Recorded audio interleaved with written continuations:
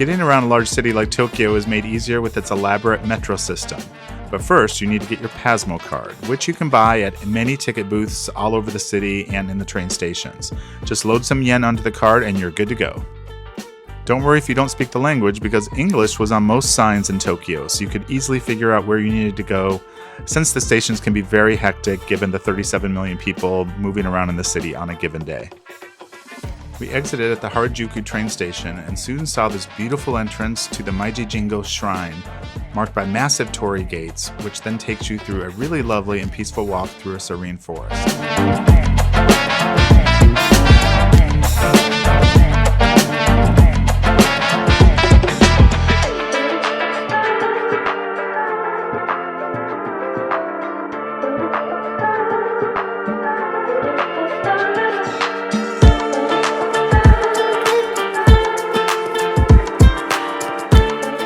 These 39 feet tall wooden torii doors are symbolic gateways that separate the secular world and the holy ground.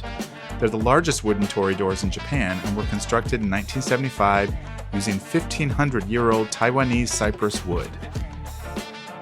The Shimenawa ropes are made of rice straw and join the husband and wife camphor trees, where people often pray for success in marriage and family health.